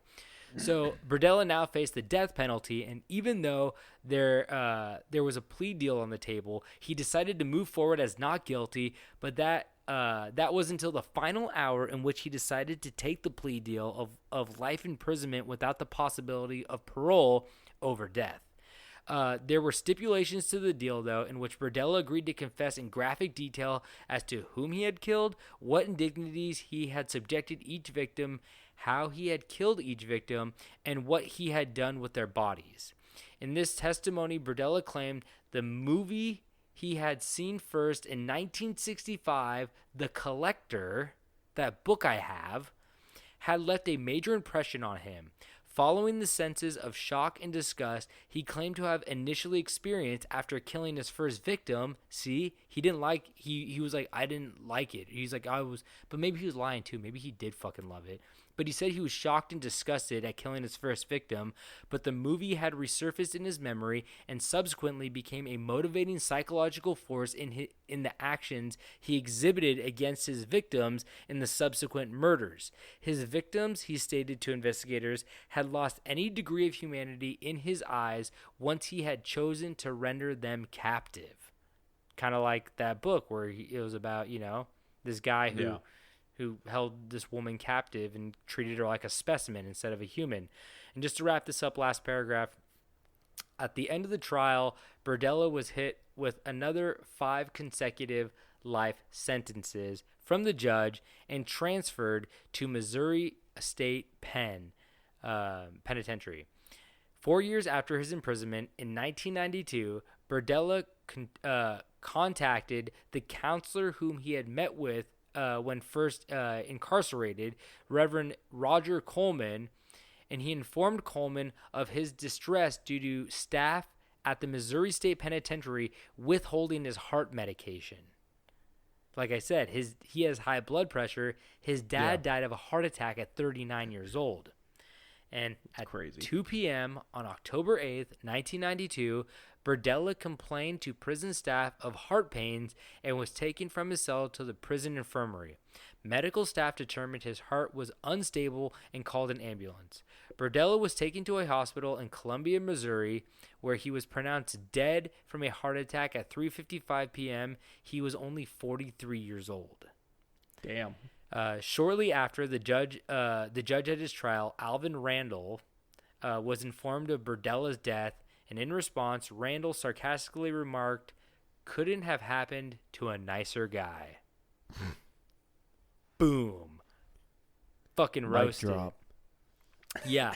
So I mean, there's a lot more details about the whole investigation of like Berdella himself, Of course. and what I mean, like I mean, you could do probably like 15 fucking episodes about this. yeah, I mean like just the fact that like these cops had to like basically not find just circumstantial evidence. I mean, there's a lot of evidence in there, but you know, they had to like link like hard evidence, and when they were able to identify these body parts and stuff, like that's when they were able to like move forward with all this shit. And I don't know, it's just very crazy. The story is horribly disturbing, and I'm surprised it's not more popular because I'd never heard of it before this. I know. I mean, like the documentary on this would have been so interesting in itself. Just like everything about this dude is just like, I don't know. He's a very interesting character, but I guess that's put it nicely. He's an interesting character.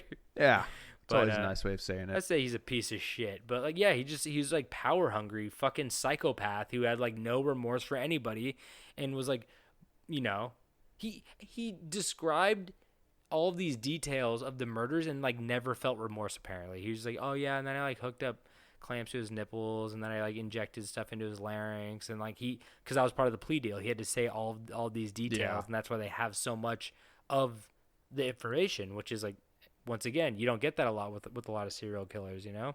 Yeah. So anyway, that's the story of Robert Berdella, part 2. Jesus, man, you could part 3. Sorry. I know it really got out of hand. No, I'm just wrestling your jimmies. It's fine. Oh, Mike style? Huh? Were you wrestling my Jimmy's Mike style?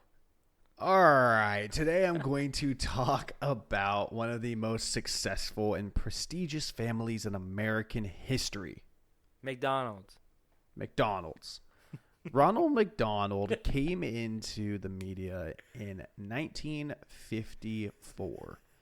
At first, he wasn't well received because clowns back then, that was before they were really creepy, but they still creep people out. And You keep going? Ronald McDonald was born in McBurgerville, Iowa. He knew this, and Big burger head, big he Ronald grew up head. in a broken home. His father was abusive. Is this His podcast mother was not never around. long enough for you, David? No, So we're gonna talk about one of the most successful and prestigious families in American history, McDonald's. and how one of the members became soup. This is the What? story of Michael Rockefeller. He became soup. The Rockefeller family is an American industrial political. Jesus, I'm too tired. Political and banking Political. powerhouse. So this family's got people in all of everything. That's the best way to describe them. Anything that's worth it, man. They got their hands in it. So the story, it's about drive. It's about power. We say hungry, we devour. It says a lot about the story, to be honest. What's my motherfucking name? Rockefeller. There you go, connecting the dots. Mm-hmm. The Rockefeller family gained its fortune in the American petroleum industry during the late 19th and early 20th centuries by two brothers, John D. and William A. Rockefeller. Damn, I feel like John D gets all the credit. William A, I don't even know him. Well, I'll get into why John D. gets all the credit. The family also had an association and the eventual control of Chase Manhattan Bank. Oh. By 1977, the same year that we talk about a lot because it was the release of Star Wars: A New Hope, the last public execution by guillotine. Good year. And the year the Portland Trail Blazers won the NBA championship. Was that the last time? It was the only time. The Rockefeller family was widely known as the most powerful family in America. So, basically, any career with big burlap sacks of money floating around the name, they had their hands in, like I was saying earlier. And by today's standards, the family is worth an estimated $8.4 billion. That's it? What? That's it?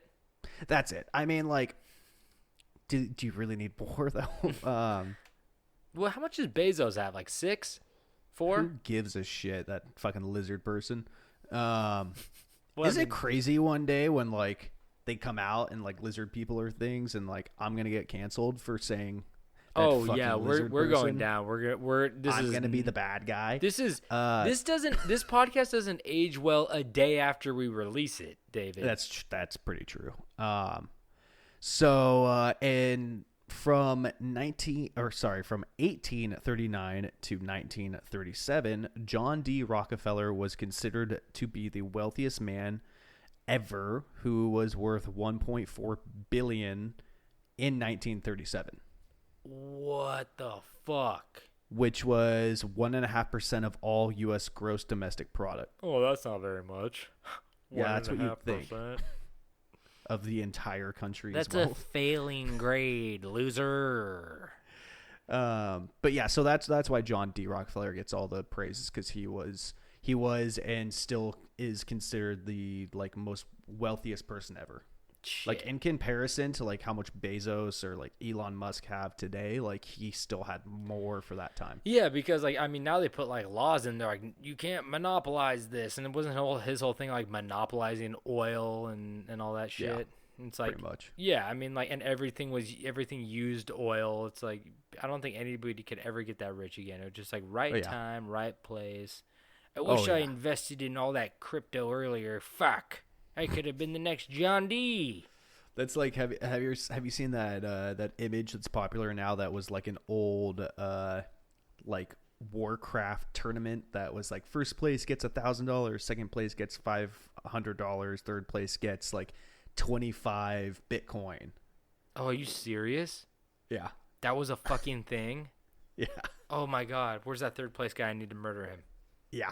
So let's talk about the meat of this meat potato soup. And let's talk about Michael Rockefeller. So Michael Rockefeller was born May 18th, 1938, and was the fifth child. Yeah, he was tied. He was born with a twin sister. The fifth child of New York governor and U.S. Vice President Nelson Rockefeller. And wait, he was a vice president? Yeah, they've had like 3 people that were high up in like politics. Whoa, makes sense. I guess. Yeah, and so that he was also the great grandson of the wealthiest man of all time, John D. Rockefeller. So he branched off of that tree. So don't Mike even start with the tree branches again, dude. There wasn't a branch. It was what was it? He beat the fuck out of him with a tree branch. It wasn't a tree branch. It was like a tree limb. It's a big difference. Oh, I guess a limb. That's like, yeah, I guess you're right. The branch comes off the limb. Oh, there we go. That's the hierarchy. Yeah. Okay. Yeah. So Mike graduated cum laude from Harvard with a BA in history and economics, and served 6 months as a private in the U.S. military. After his time in the military, Mike shifted his studies and efforts into archaeology, joining an expedition. How fucking cool is that, man? I wish I was offered to join an expedition. We've already found everything. I want to be a part of an expedition. You're telling me this guy went to college as a private and graduated cum louder? He cum louder. That private cum louder. What a cool guy. Sweet. He like private cum louder. I wish you said that on my diploma. Mine just says ITT Technical Institute.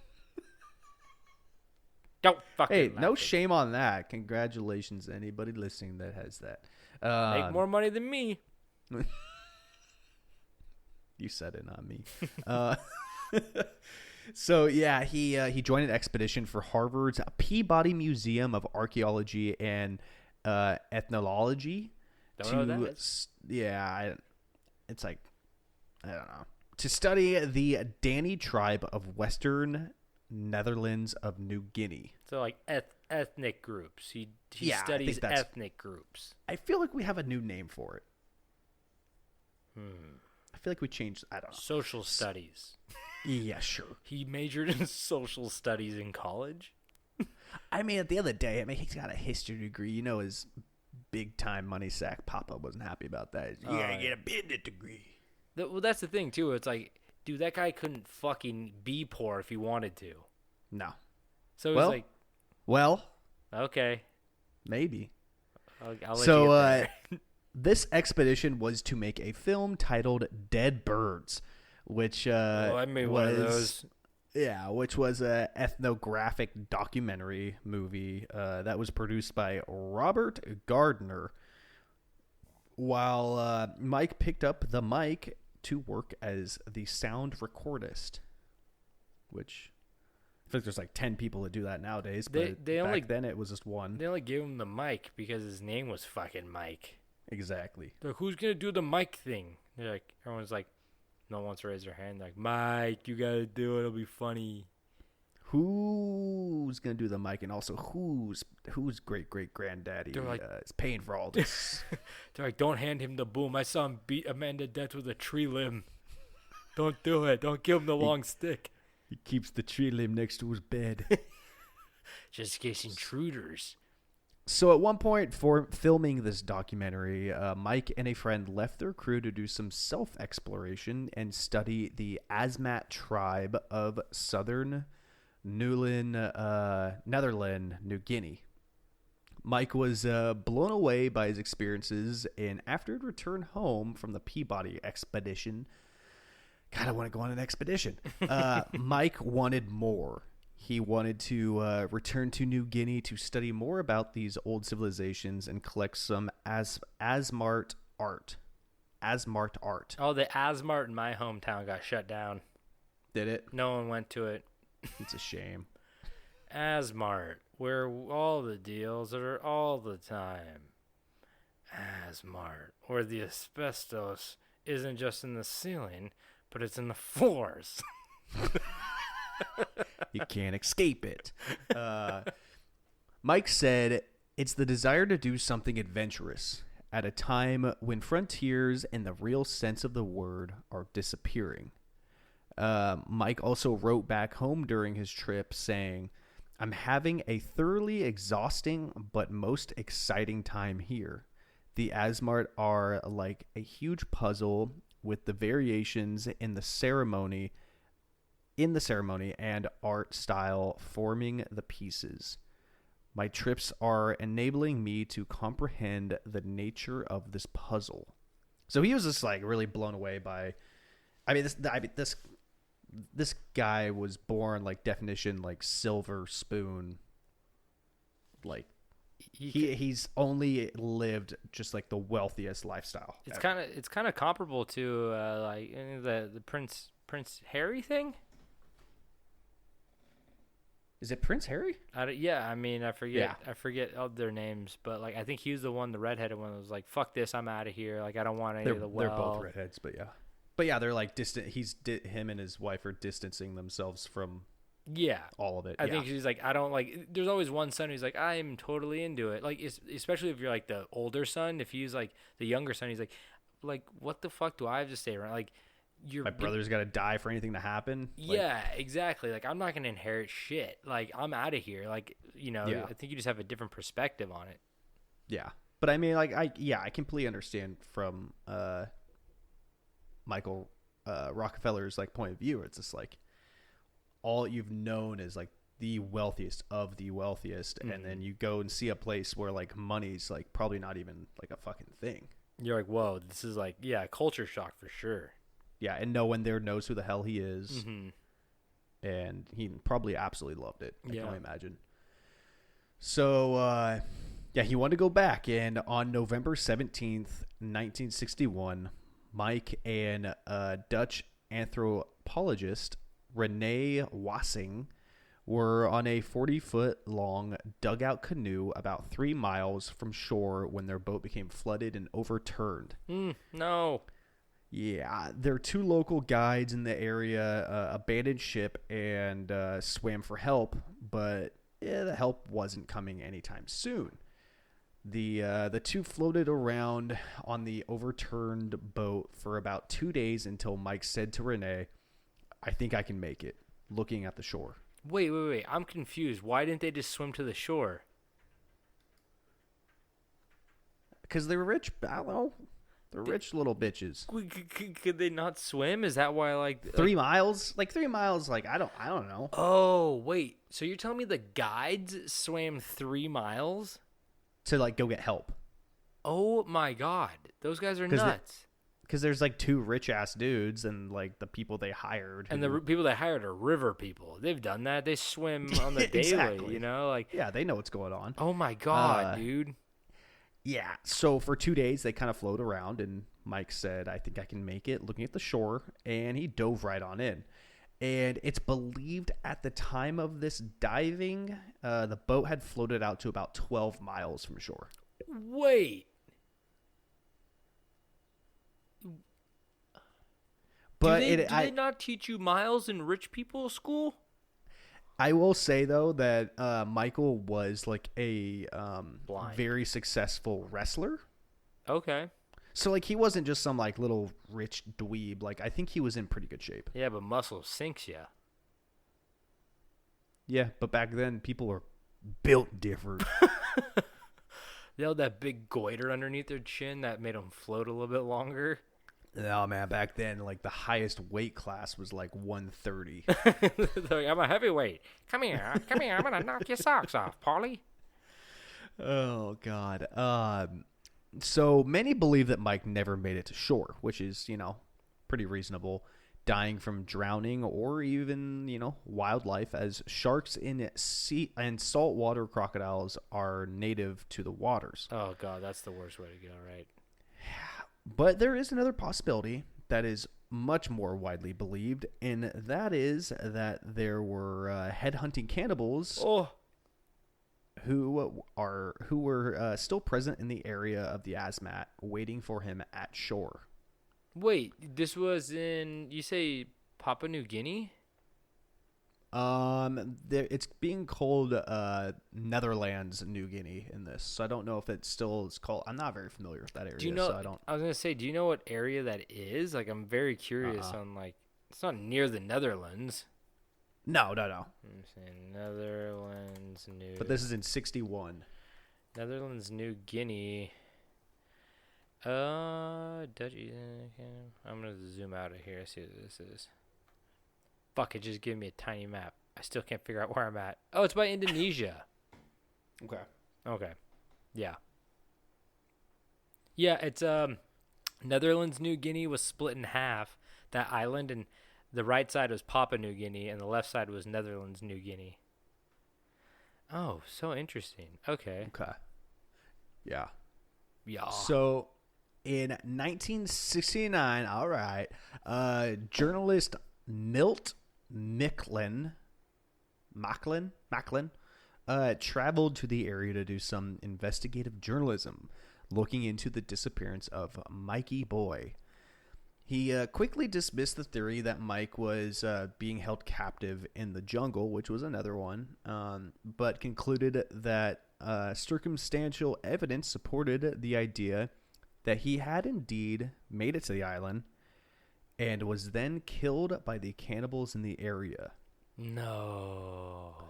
Several leaders of the, here it is, Otsgenep. Oh, that's good. I mean, that's just what it is. I doubt it's pronounced that way. So the Otsgenep village, where Mike would have swam to and would have been, killed there. The leaders of that area had been killed by a Dutch patrol in 1958, which was just a few years before Michael would have arrived, which would support the idea of people being hostile towards, good old white devils. It was also believed that the cannibalistic lifestyle in the area was more of a revenge treatment, showing disrespect to their enemies, not just a thing for like food. That makes sense too. Yeah, like the people they ate were like a big like middle finger, not just because they're hungry. It was also a thing where like I mean not probably for that specific area, but I know that, like killing people, eating your enemy was also like a part of the culture of like you get stronger. Some cultures, yeah. Sometimes it was a sign of respect too. It's like it could be either or. It just depending on like the area and the like you said the ethnic groups, like just really changes. Yeah. So a book titled Rocky Goes West by author Pt.2 said in 1979, Michael's mother had hired a private investigator to travel to the area and attempt to find answers about her son's whereabouts. Tuhei said that the PI had made a trade with the village for 3 skulls. And these 3 skulls were said to be the skulls of the only 3 white men that they had killed. Oh. So, put the pieces together, you'd assume that one of the 3 would have been Michael's skull. Did it have its teeth? I don't know. Oh, fuck. Because, like, dental records. Yeah. Oh, man. Tuhei returned... or not Tuhei, but the PI returned to the Big Apple to deliver the remains to the Rockefeller family, but the family never confirmed or denied of receiving skulls or trying to identify one as their son. Oh. But reported on Vanishing, a History Channel show, said that Mike's mom did in fact pay a private investigator $250,000 for final proof that Michael Rockefeller was either dead or alive. So she did pay somebody. She did pay the guy $250,000, which was also in, what was it, 73? Yeah, and so it's even more. Yeah. But that's the thing, too, where it's like if you're paying somebody for, like, proof of death or whatever, it's like you try to find a way to be like, this is him. If You're the not gonna Rockefellers are paying, it's like... You're not going to shell out $250,000 for, like, a maybe. No, I was saying the opposite. I was saying, like, if you're a businessman and you're like she's going to pay me if I could bring proof if he's dead or alive, like, and the guy's sitting there is like, I can't prove that he's dead or alive. Like, let me just find this skull so I could get my money, and like I'd be like, this is his skull. And then, so you think it wasn't? Well, I don't. That's the whole thing. I just mean like I know how people work, where it's like if there's money on the table and you have to come up with an ultimatum, either like you find him dead or alive, or you don't find him at all. And this guy's like, I can't find him. He's not gonna walk away from $250,000 at the time when he could just maybe go get a skull and be like, here's proof, and like I mean, for God's sake, skulls are everywhere. They're not hard to find. Berdella had 2. Yeah. There you go. One was just sitting in his backyard doing nothing. Yeah, in his closet. What a waste of a skull, really. Yeah. It's honestly embarrassing on him. Holy shit. So, in the documentary film Keeping the River on Your Right, filmmaker Tobias Schneedabaum said that he spoke with some members of the Asmat village who described finding Rockefeller on the riverside and then eating him. What? So, this guy had actually interviewed some people that said that they did that. But there was one little tidbit where in 2011, a documentary titled The Search for Michael Rockefeller, there was a claim by a mysterious Australian adventurer who claimed to have seen a bearded white man dressed in the village's traditional garbs living amongst the tribe, and actually had like footage of it, but not enough to like identify him. Yeah, probably from far away. Yeah. So did Michael leave the riches and fame to live with the primitive culture, or did Money Stacks Michael end up with an apple in his mouth becoming dinner? We may never know. David, I Googled that area Netherlands, New Guinea. Of course. And one of the first related results was Michael Rockefeller. So I clicked it to see what he looked like. Yeah. Do you know that there's another conspiracy theory surrounding him? Oh, what is it? I didn't see this. That he's actually a famous actor. Huh? They think that Michael Rockefeller is a famous actor. And I Who don't. does? The internet. They're like drawing conclusions. Do you know who the actor is? Oh, are you talking about Ocean's 11? No. Oh, no. They think he's Tom Hanks. I'm not even fucking kidding. Type in Michael Rockefeller, Tom Hanks. There's like a lot of pictures and people think he's Tom Hanks. That doesn't line up at all, time-wise. I don't know. I don't know. I didn't look into details, but they had like a bunch of like circled pictures of like scars or birthmarks or like freckles or whatever the fuck they got going on, and they're like they're like combining their faces together and being like, look, it's him when he's older. And like, are you seeing any of this? Well, Michael Rockefeller was born, quick math, 22 years before Tom Hanks was. Oh, was he? Yeah. Okay. Well, why does everybody think that he's fucking? Unless Tom Hanks is. What's the conspiracy theory then? There's a lot of pictures. Do you see him? I'm not crazy, right? I'm not crazy, right? Say I'm not crazy, right? Well, here's one that says that that Ellen DeGeneres is actually Ed Rockefeller's daughter. Okay. I think we're done here. Oh, that's what Castaways was about. It was about Michael Rockefeller. Okay. Oh, one of the big things about saying that Michael Rockefeller is Tom Hanks is they both have a sleepy right eye. Ah. Well, so do I. Especially when you get some ammonia and drain cleaner in your throat. It's like, yeah, it's going to happen. Anyway, thank you guys so much for tuning in. Once again, we love telling you these stories, and we love when you stick around and listen. The episodes keep getting longer and longer. Even though we're only doing it every other week, just pause it right in the middle, and you just listen to the next half the other week. You're good to go. Come on. Anyway. Who are you kidding? Huh? Who are you kidding? Hey, nice cock. If you guys want any more information, go to Camp Strange Podcast on Instagram. Click the link in bio. You can find all the bullshit there, merch and all that. Our email is campstrangepodcast@gmail.com. Send us anything you want. Not death threats, please. And rate, review, subscribe if you'd like, and tell a friend to tell a friend. Word of mouth. We can't pay for advertising. Word of mouth, baby. Anyway. Hell no. So, David, do you have anything else to say before we head out? Boy. I wasn't thinking about that. Hey, boy. Nice call. A first person to send me a message on Instagram, I will read it on the end of next episode. I say that because I don't think anybody will. First person to send me one Bitcoin.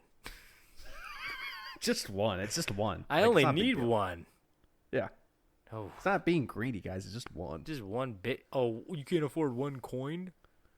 Just one coin. It's like the West. Just slam one big coin down on the counter and you get like 40 things. It's not even like a physical coin either. Not It's even all real. You think we can make an NFT out of our fucking logo? Yeah. Or Sell for our picture with Gary. You want that? You can screenshot it and have it. But if you have too much money, you don't know what to do with it, you can buy our NFT. Anyway, tax evasion, right? So, I think that's what people are using it for. Whatever. Speaking of Rockefellers. So, I guess we already said all this stuff. David, do you have anything to say before we officially head out? I just said I don't. Fuck. You're right. Well, happy late Halloween. Hope you guys had a good Halloween. And don't forget to stay strange.